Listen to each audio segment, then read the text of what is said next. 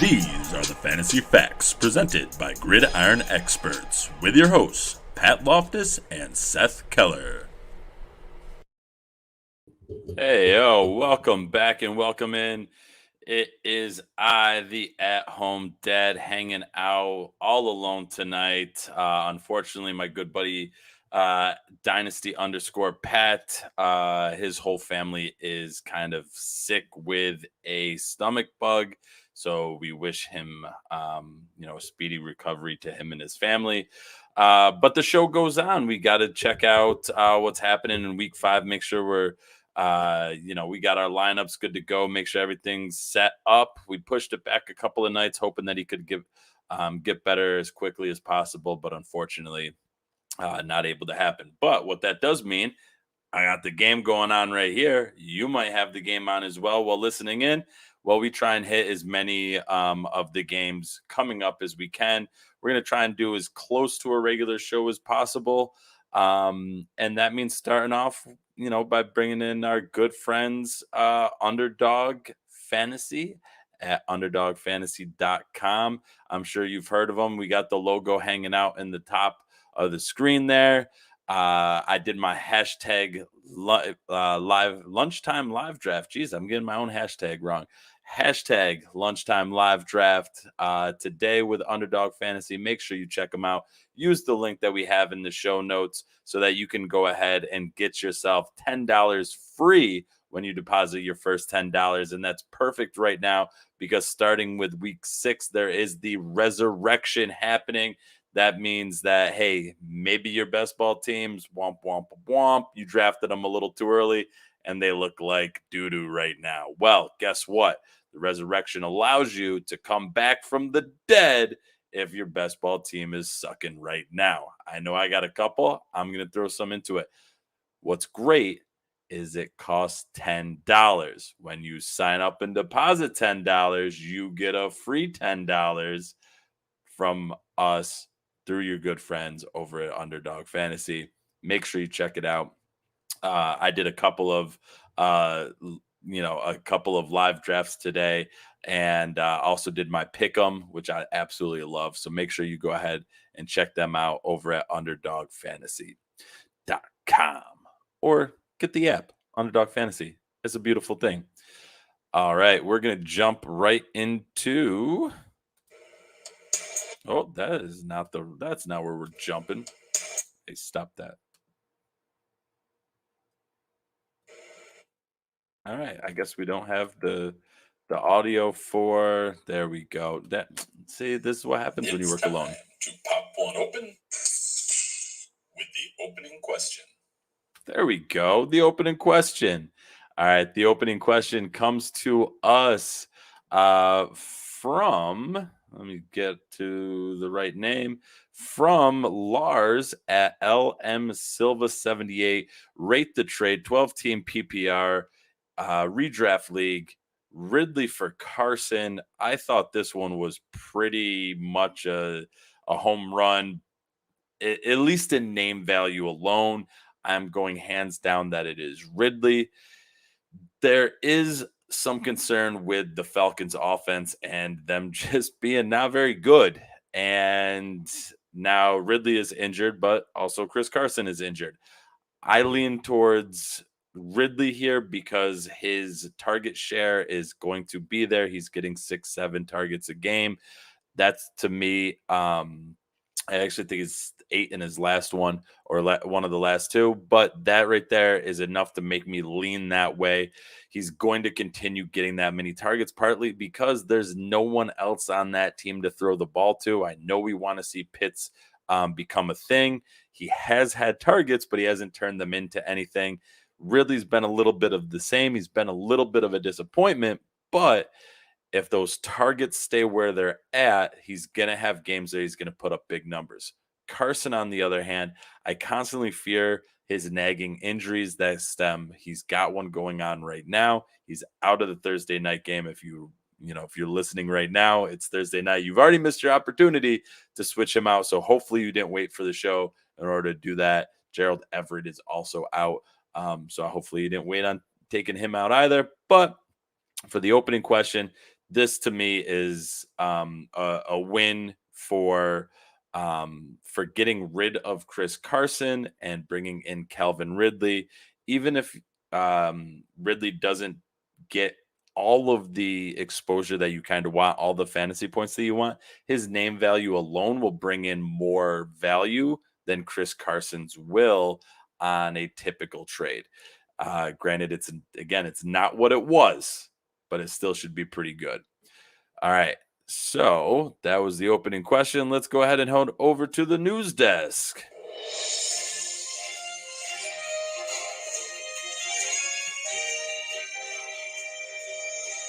Fresh from the Fantasy Facts News Desk.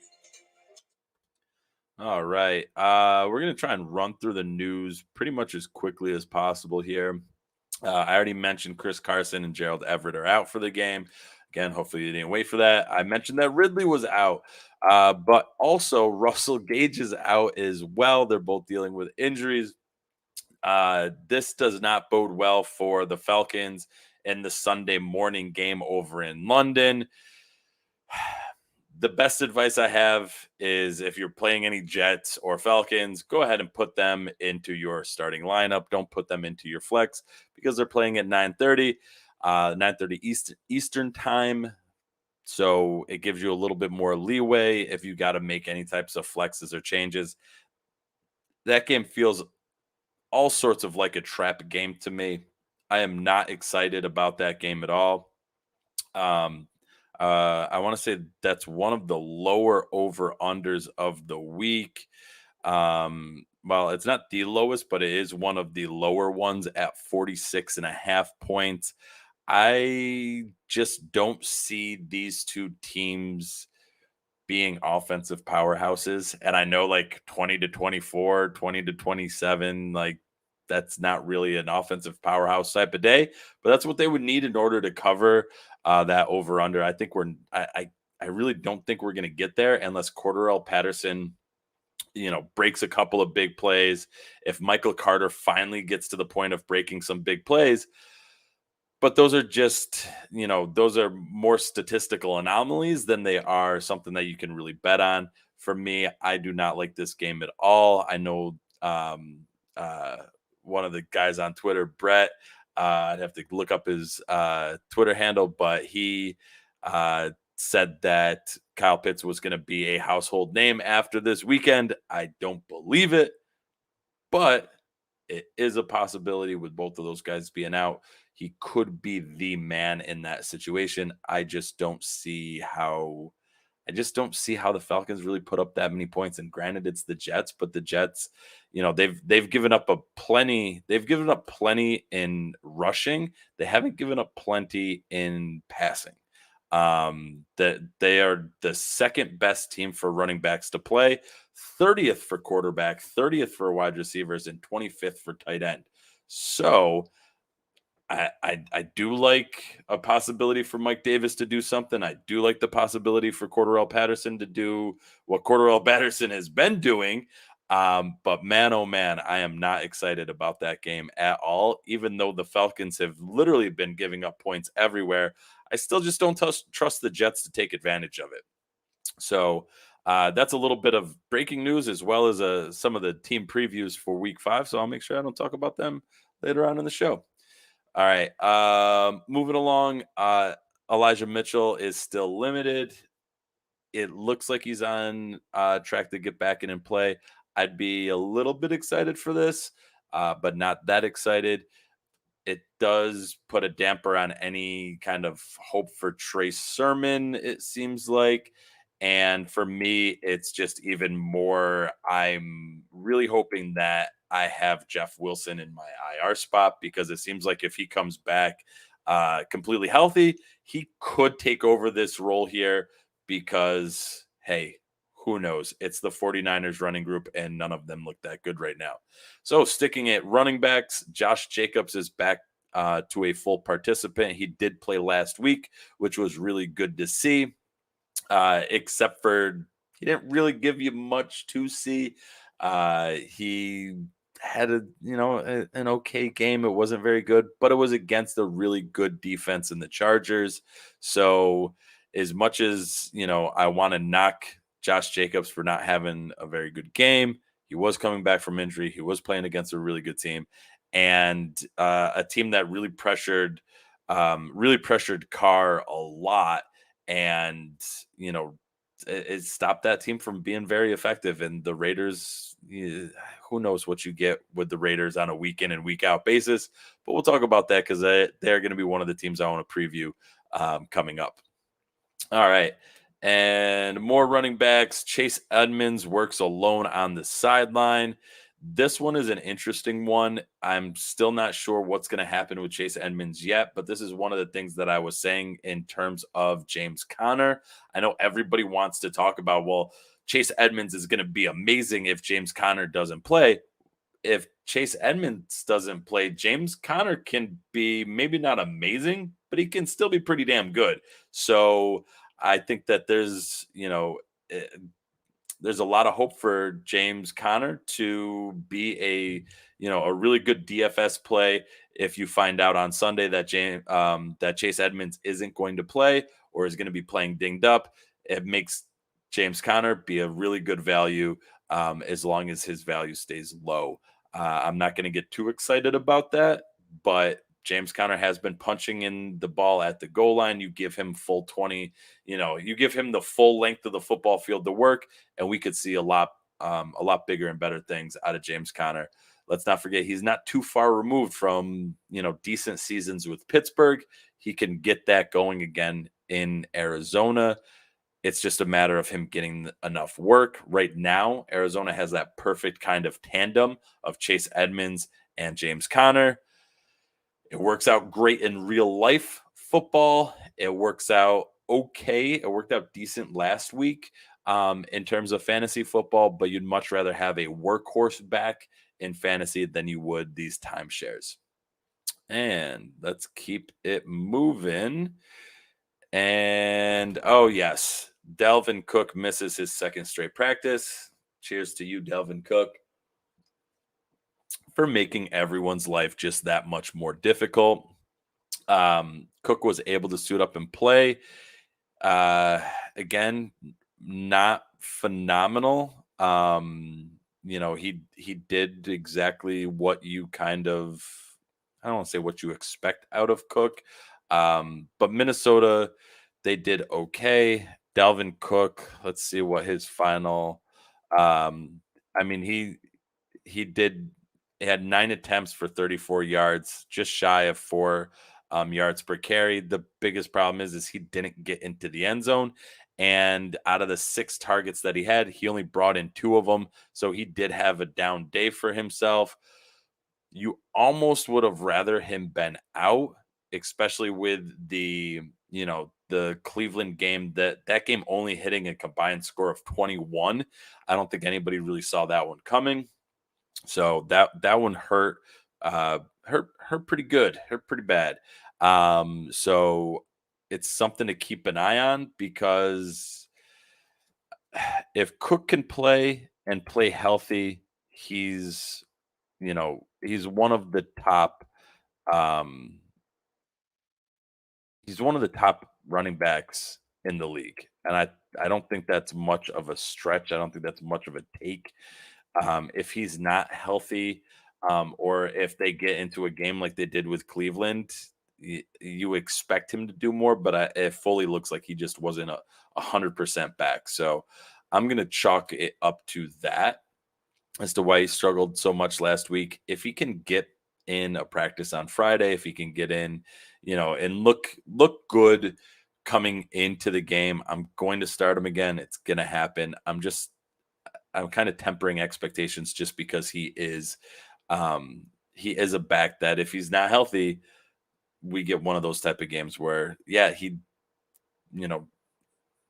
was involved to a degree, but he didn't really do as much with those carries.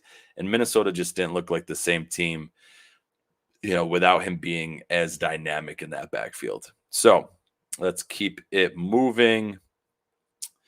And T. Higgins is still limited. It looks like he's making his way back. It looks like he's going to play because last week he was just completely out. So it looks like he's going to play. That's good for Joe Burrow and that Cincinnati offense. It's not as good for, it's not as good for Chase, not as good for Boyd because now those targets get divvied up again. Excuse me. And I should have thrown this one in, but Naeem Hines is it did not practice on Thursday. It's great when Hines plays because you always have that chance for his explosive plays. Him being a little dinged up in the game last week definitely made it so that Jonathan Taylor finally had that kind of boom week of the season. I personally I have some investments in Jonathan Taylor that I'd really like to pay off. So I kind of want Naeem Hines to be like, you know what, let me get fully healthy and let Jonathan Taylor take the reins. But it looks like he does have a chance. It looks like he would have a chance to be able to play, uh, considering that it's a Monday night game. Does make things a little bit interesting with him going up against Baltimore on Monday night.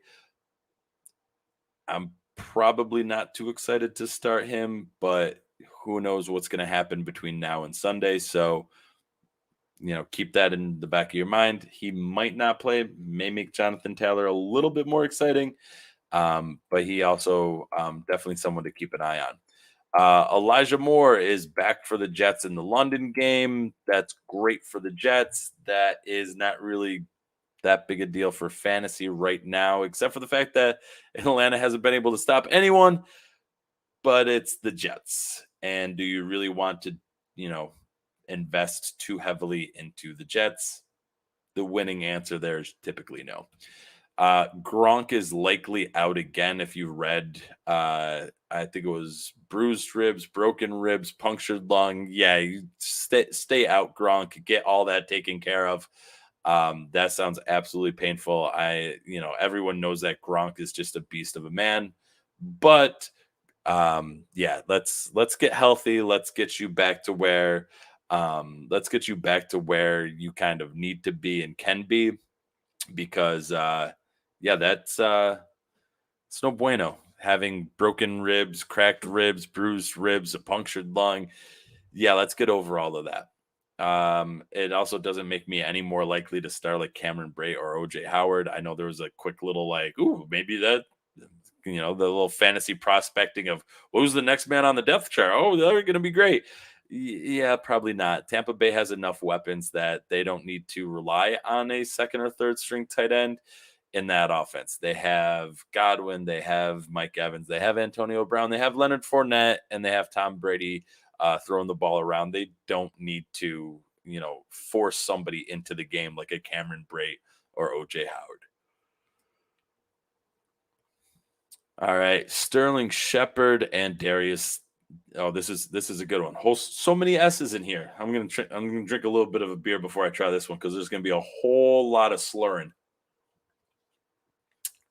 Sam Adams sponsors Shepard and Slayton still sidelined with hamstring injuries. That's right, Shepard and Slayton. I tried the easy way and still get it wrong. Shepard and Slayton still sidelined. It doesn't look that likely for either of them unless we get some good news out of I was going to say training camp, out of practices Friday. But I mean, it's the Giants. It's kind of like the Jets. When they get in, you get a little bit more excited, but they're still you're not changing entire rosters to try and work away. Try and work Shepard's way into your roster or Darius Slayton's way into your roster. It probably dings Daniel Jones a little bit, probably bumps up Saquon Barkley a little bit, but it doesn't do too much for that overall team, especially when you consider that, let's see, we have the Giants going up against the Cowboys. I mean, it would have been an interesting game with Slayton and Shepard because the Cowboys have been giving up a lot in terms of passing. they have been one of the staunchest run teams. They are 28th worst to play against, right? No, that's backwards. 28th best to play against. They're one of the top five uh, staunch run defenses. So it's kind of a double-edged sword there because you want to say Barkley's going to have a good game, but it's probably not going to be that great, even though there's not many other passing options there because the Cowboys have been shutting down the rushing game. Granted, that's been opening up all sorts of opportunities in the passing game, but I'm a little nervous about Saquon Barkley if there's not those other options to try and pull the defense away. And just looking at it, looks like there's an issue with Matt Stafford happening right now on the screen. He's got like a little bandage, splintish kind of looking thing on the index finger of his throwing hand. So that's not good news, especially considering how prolific that passing offense for the Rams have been recently. Even though right now this game is a 3-7 game, about to head into halftime. So not the high scoring affair that everyone thought it was going to be, with a 54.5 over under. So, all right. I think I got, what do I got? One more. Yeah, one more. I saved the best for last. One more bit of news. Christian McCaffrey is likely to go this week. That is great news, but it also makes me really, really scared because he's coming back really quickly from a hamstring injury, and hamstring injuries are notorious. They are the lingering injury. They are the ones that make things so much more difficult for people to come back from. Again, if he's back completely healthy and it's not an issue for re-aggravation, that's awesome. Fire it up. Fire him up all the way. But man, oh man, if that's not 100%, it makes me so nervous. Um, I feel like Carolina is better off just waiting and letting him be healthy because he is such a dominant factor when he is healthy that I'd rather him be healthy than get him back in too early, re-aggravate that hamstring, and now he's gone for another couple of weeks and then another couple of weeks. And that's the worst for him, for his team, and for anybody who has him rostered on a fantasy team. And that was a very nice catch. Is that Alex Collins getting out of the backfield to make a nice catch? Look at that. That's like over the shoulder, about 20 yards down the field. That was a hell of a catch. And it looks like Seattle might be able to at least kick a field goal here. And actually, no, that was DJ Dallas. DJ Dallas getting a little bit of work. So there you go, DJ Dallas. Who knew? Who knew that was the next guy up in that Seattle offense? All right. And so we're going to take a second here. We're going to shout out another group of really close friends to the show. We're going to go ahead and shout out our good friends over at Veridian Global. They are on your screen now. If you're looking, that is veridianglobal.com, VERIDIAN global, GLOBAL. Boom, veridianglobal.com.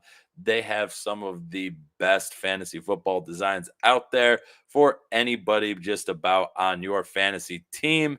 And what's great, use the promo code FAQS, that's FAQS, and you're going to go ahead and earn yourself a little bit off at checkout. You're going to save 10% if you punch in the code FAQS, that's FAQS. You can get all sorts of great stuff from t-shirts to hoodies to hats that have your favorite players on it, just done up all sorts of pretty like. All right. Time for a beer break. Cheers, everybody. And it looks like we got maybe one or two more plays left in this halftime before we go into half. Seattle's spread out wide with 4. DJ Dallas in the backfield again over the middle. They got one timeout left. They're going to have to use it here. Freddie Swain made a nice little play. I love when NFL players do those little childish things, like the defender just held on to the ball so that the offensive player couldn't grab it and put it down to try and get lined up, even though that's partly the referee's job. I love when NFL players do those those little childish acts, little childish antics. All right, so we're gonna go ahead and round out the show here. We're going to jump in, talk a little bit about some games that I'm excited for, some games that I am not excited for. I've already talked about the New York Jets and the Atlanta Falcons. I am not excited for that game. I don't think we're going to get a ton out of it. And as much as, as much as we want this to possibly be the Kyle Pitts, breakout game, it just doesn't look good at all. At all. The other game that I want to bring up is there are 2 games this week that actually have over unders under 40 points, and that's pretty much an anomaly. Those 2 are the Denver Broncos and Pittsburgh Steelers. Again, that is Pittsburgh, who we have some fantasy guys that we want to have. Wowie, wow. What a catch and play by Lockett in the back of the end zone. But there is a flag down. Hopefully that is not on the offense, which of course it is holding. Oh well. Takes that all away. It was a beautiful throw and catch into the back of the end zone. But the only way he made it happen was by holding. It looks like the outside linebacker there. It looks like he even got a part of his face mask. Yep. And he would have. It looks like Russell Wilson was already through the pocket too, and he wouldn't have even had to do that. But man, that hurts. That's a bit of a blow because that now takes 6 points off the board. All right, let's go ahead and keep talking though. Denver Broncos and the Pittsburgh Steelers. Denver has. Oh man, that offense is extremely difficult to nail down, but that defense is on point. They are a very, very, very good defense. And Pittsburgh, we have offensive weapons that we want to be good there, but they're being held back by the fact that Big Ben looks and is playing like a 40-plus-year-old quarterback. And it's just kind of bringing everybody down there. You want Najee Harris to, get more efficiency because he's getting plenty of touches. You want to see more out of him, but man, this is not a game where I think we're going to get a lot out of really anybody because of, just the way these 2 teams match up. This has all the makings of actually hitting the under for that 39.5. So I am not excited about starting any of those options. Even, the big name ones like Deontay Johnson, Javonte Williams on the Broncos, Cortland Sutton. I'm not excited about any of them. I'm not excited about any of the Steelers wide receivers. I figure you probably have to play Najee Harris if you have him. But everybody else, man, oh man, those are guys I'm going to seriously question whether or not I'm going to play. And let's see here. So we also have another game under 40. Again, another game that not really excited about is the New England Patriots and the Houston Texans. This is a game that, at one point in time probably looked good on paper and then just, through a million different things happening. We have New England that, with Mac Jones has just not been as, it's not Brady leading that team, right? And last year, they may be a little bit better than they were with Cam Newton, but they're still, struggling in a bunch of different places. Jacoby Myers is doing all right. Brandon Cooks looks phenomenal for the Texans, but Davis Mills looks pretty terrible.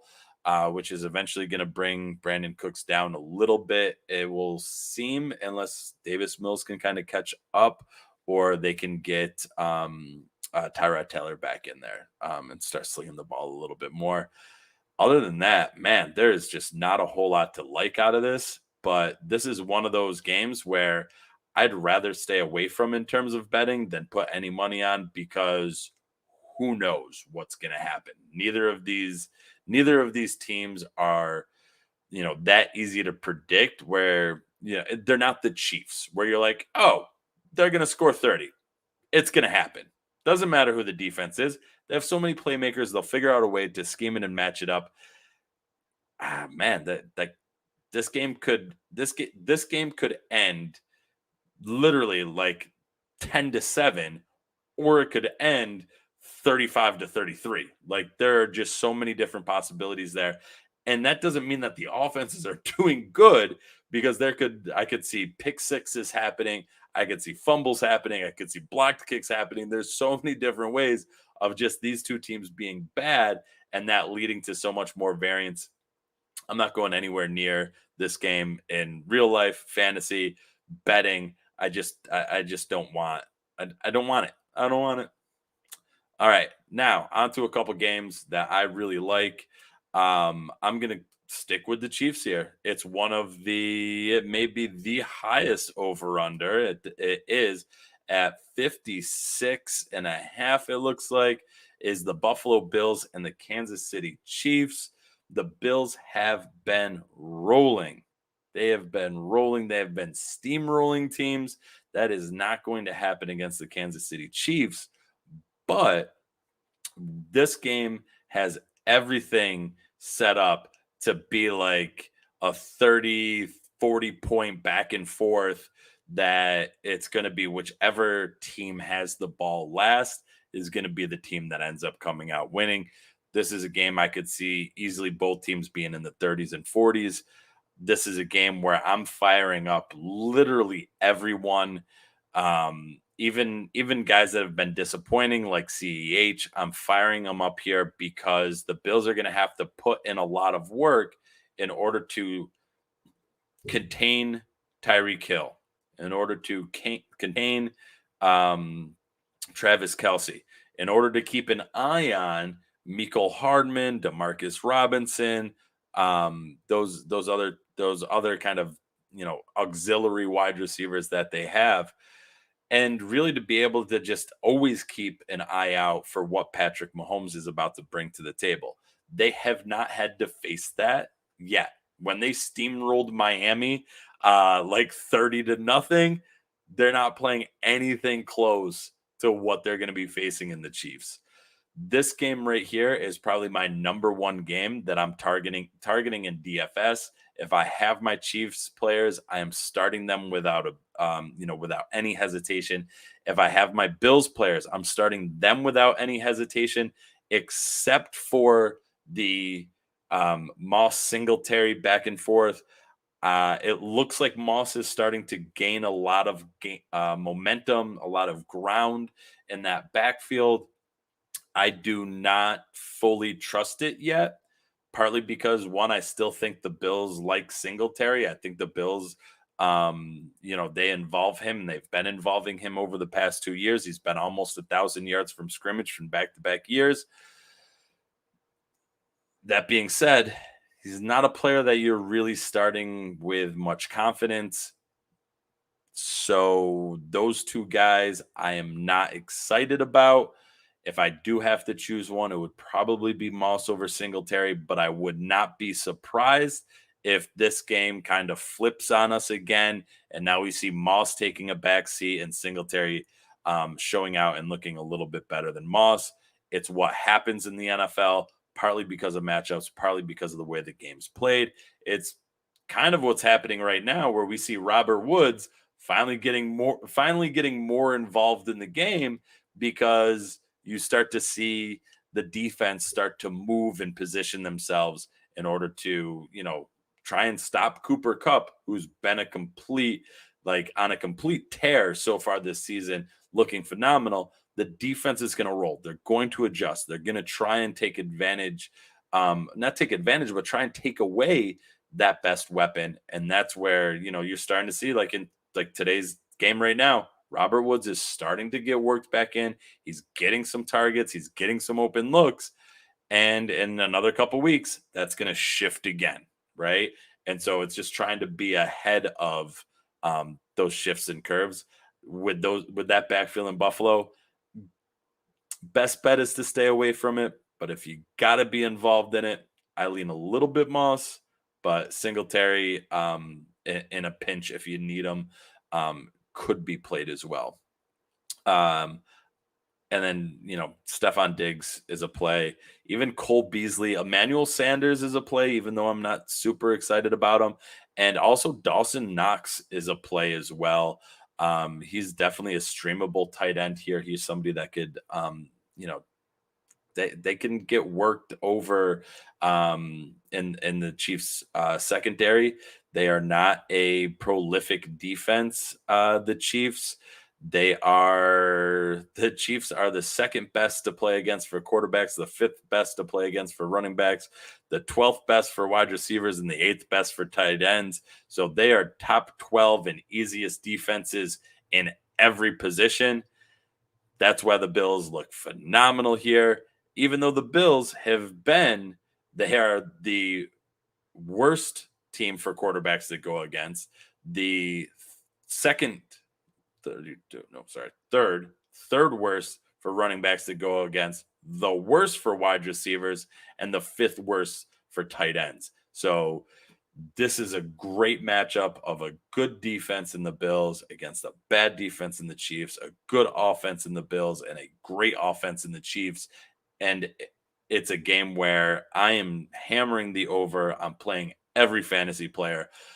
Not necessarily a game where I'm putting too much on the money line or, the spread, but it's a game that I think is going to be a lot of fun to watch. And then next up, cheers to my Dallas Cowboys. Delicious. They're going to go ahead and roll the Giants, who came off of a really interesting win against New Orleans last weekend. I mean, who saw that one coming? The Giants are not going to take that momentum into this Cowboys game. The Cowboys are going to win. Just going to throw that out there. Yes, there's some homerism built into that, but also the Cowboys are they are a better offensive team, and defensively, both of those teams are not very good. The Giants are giving up points to quarterbacks. They're giving up points to running backs. They're giving up points to tight ends. They haven't given up a lot to wide receivers yet, but they're facing, a pair of wide receivers in Amari Cooper and CeeDee Lamb that you don't face on a regular weekly basis. I think we're going to see the Cowboys offense really be able to take advantage of the Giants. And I think the Giants offense makes enough mistakes where the Cowboys defense looks good, even though it still is going to leave room for, playing Daniel Jones as a super flex, playing Saquon Barkley, a running back, even though, again, the Cowboys I mentioned it before, they have a very strong defense, but Saquon Barkley is a different type of runner. And I mean, look at what CMC was able to do against the Cowboys with, in the beginning when he actually that was against the Jets. Sorry. CMC against the Jets, where CMC was just literally all over the place. I could see that being the same type of situation with Saquon Barkley here, especially with if the wide receivers can't go. But again, Cowboys, fire them up. Let's go Dallas. And another game that I'm looking to take advantage of in a lot of DFS plays is Arizona and San Francisco. Both of these teams, they've given up top 10 to certain positions. So San Francisco has given up top 10 to quarterbacks. Fire up Kyler Murray. And Arizona has given up top 10 to wide receivers. So as much as I've invested into Ayuk, I know it hurts to mention it once again, but as much as I've invested in Ayuk, he's kind of a ghost. Could be a game for him. Who knows? But firing up Debo Samuel, even firing up Kittle, even though Arizona is good against tight ends, um, Kittle's a different breed of tight end, and that to me is going to probably pay out for Kittle being like another wide receiver for him, which is essentially what he does as well for that 49ers offense in a typical week, anyways. But there's definitely a lot of opportunity for both of these two teams to do well. Again, if Chase Edmonds can't go, firing up James Conner, I think, is a great play. San Francisco, it is a little bit trickier as to who's going to get the start. Is it going to be Trey Lance? It sounds like it's going to be Trey Lance. There was some news, some rumblings that the Jimmy Garoppolo injury isn't as bad as previously reported, but it looks like Trey Lance is going to get the go. A rookie quarterback makes me super nervous. Look at what Justin Fields did in his rookie debut. I think that Trey Lance is a little bit better insulated than Justin Fields is, especially that Bears offense and just whole Bears organization. Woof. So Trey Lance could bring a different element that the Cardinals are just not ready for. But again, that rushing attack in San Francisco, it's going to be real hard to tell if you're able to start any of those guys. It's definitely not a rushing offense that I'm that excited to get a piece of unless Elijah Mitchell comes back. Like I mentioned, hell yeah, even Jeff Wilson, throw him in your IR spot, wait for it to happen because he's a guy that's proven he can do it with them. Jermichael Hasty had some decent run when he was able to play. It's such a crapshoot right now with injuries in San Francisco and that running back core, but it's going to be interesting. The Arizona Cardinals have a top 10 defense in stopping the run. They are one of the tougher defenses to run against. So I'm even if the even if the San Francisco running back roulette wasn't constantly going, it would still be a little bit difficult to say, yeah, I trust them in full confidence against a pretty solid Arizona defense. So there were 3 games that I don't like, 3 games that I do like. There's a bunch of games that are still out there. Let me know what you're liking, what you're afraid of, what games are you kind of nervous about. I am not going to do the fact attack today, partly because I just Pat sets it up for me. He's the one that finds all the great questions. But we did have a couple of people tag the show. So I'm going to go ahead and just shout out those questions and what we've kind of already talked about in terms of, answering those questions. So this is coming from you know what? I'm going to play the fantasy fact music anyways. One, just because I like it. I'm just not going to do it as a 5-minute thing though. It's just going to be the people that tag the show.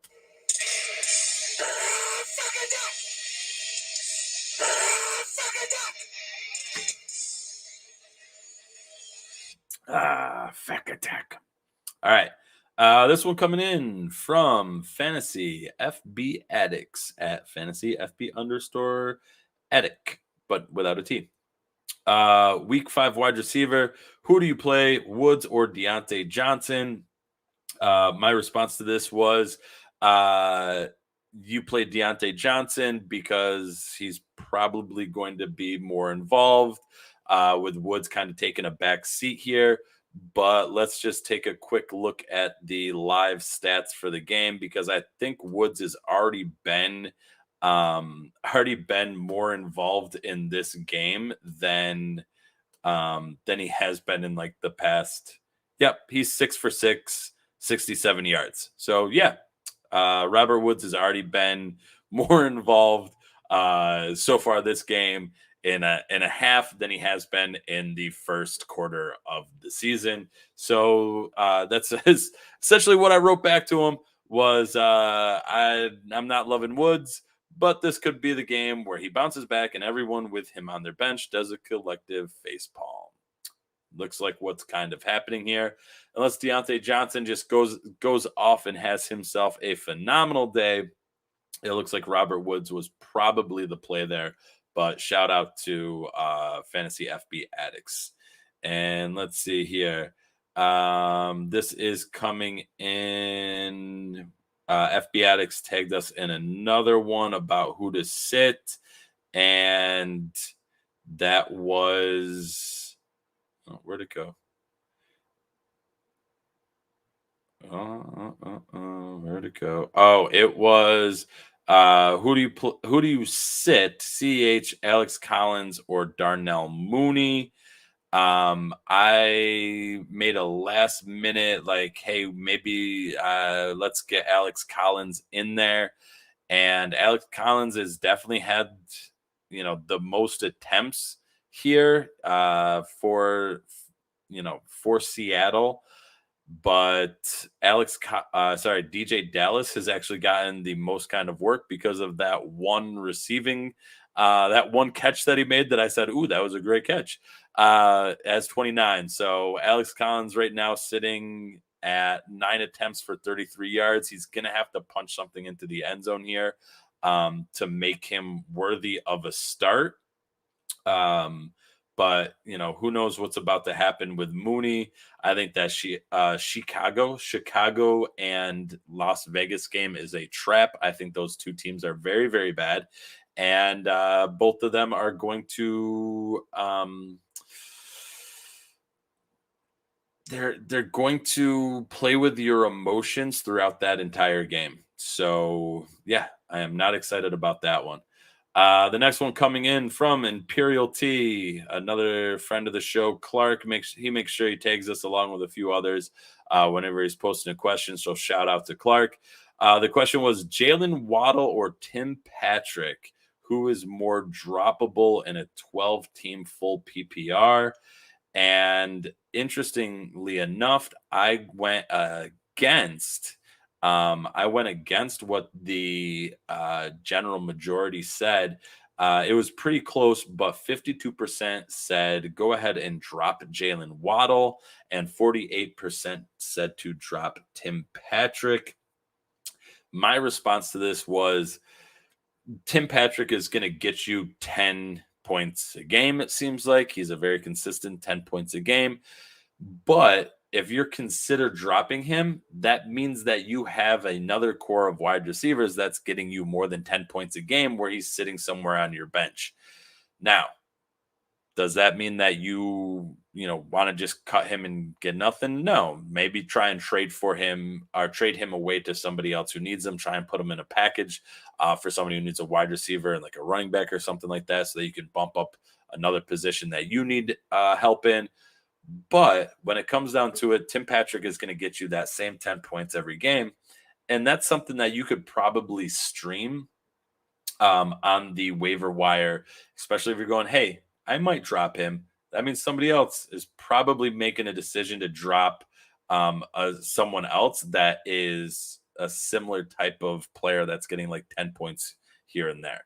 So you could probably stream that 10 points. And Jalen Waddle is a super talented young man. If he gets to the point of being able to live up to the hype that he was brought in into Miami with, he could be doing a lot better than 10 points a game. He's a guy that may get into your starting roster. He's a guy that you may be able to trade for better depth in a redraft type of league. He's a guy that gives you more options because if he goes off, now you can put him in, you can trade him, you can do a lot of different things.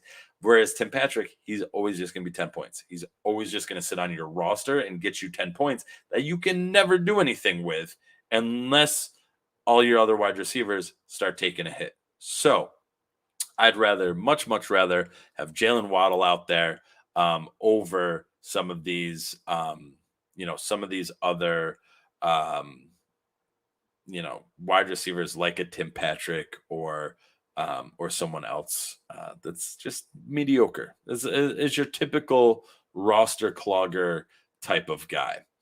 Um, there was one more question that I wanted to throw out there, and I lost it. And there we go.